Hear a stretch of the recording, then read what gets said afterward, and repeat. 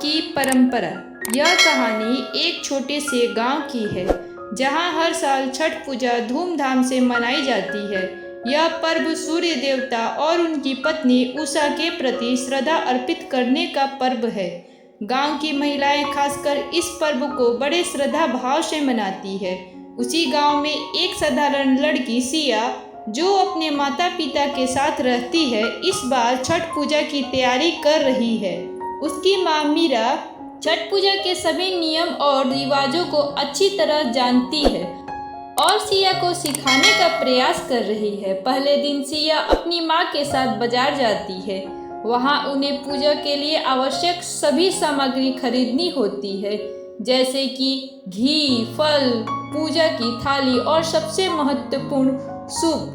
बाजार में सिया अपने दोस्त राधिका से मिलती है, जो उसे बताती है कि उसकी दादी ने उसे इस बार छठ पूजा की विशेष गीत सिखाए हैं। दूसरे दिन सिया अपने घर में पूजा की तैयारी करती है। वह अपने दोस्तों को बुलाती है और सब मिलकर पूजा की सामग्री तैयार करते हैं। सिया अपनी दादी से सुनती है कि किस प्रकार इस पूजा का महत्व है।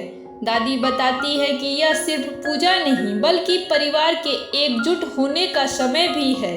तीसरे दिन सूर्योदय से पहले सिया और उसकी माँ स्नान करती है। उसके बाद वे पूजा स्थल को सजाती है।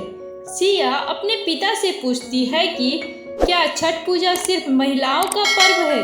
पिता हंसते हुए बताते हैं कि यह पर्व सभी के लिए है, लेकिन महिलाएं इसे विशेष ध्यान और श्रद्धा के साथ मनाती है। छठ पूजा में हर महिला एक पौधा चुनती है, जिसे वह अपने साथ लाती है। सिया अपनी माँ के साथ एक सुंदर पौधा लाती है, जिसका नाम लाल चंद है। उसकी माँ उसे बताती है कि इस पौधा का विशेष महत्व है। यह घर की खुशहाली का प्रतीक है। रात होते ही गांव में हलचल बढ़ जाती है। सभी महिलाएं अपनी अपनी थालियों के साथ घाट पर पहुंचती है। घाट पर सूर्य देवता की आरती का आयोजन होता है। सिया भी अपनी थाली लेकर पहुंचती है, जहां सब महिलाएं मिलकर भजन गाती है।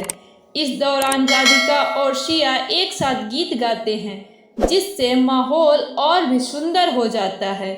सुबह का समय आता है और सभी महिलाएं मिलकर सूर्य देवता को अर्घ देती है।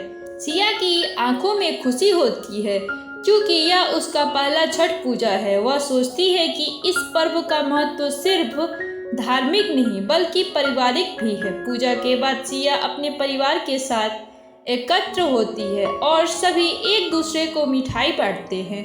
गांव के लोग एक दूसरे के साथ मिलकर हंसी मजाक करते हैं। इस प्रकार छठ पूजा का पर्व समाप्त होता है। इस उत्सव के बाद सिया और राधिका सोचती है कि वे अगले साल छठ पूजा को और भी भव्य तरीके से मनाएगी। वे तय करती है कि वे गांव के अन्य बच्चों को भी शामिल करेगी, ताकि सभी को इस पावन पर्व का अनुभव हो सके। सिया का मन उत्सव से भर जाता है और वह इस पर्व की खूबसूरती को अपने जीवन में सदा के लिए संजो कर रखती है।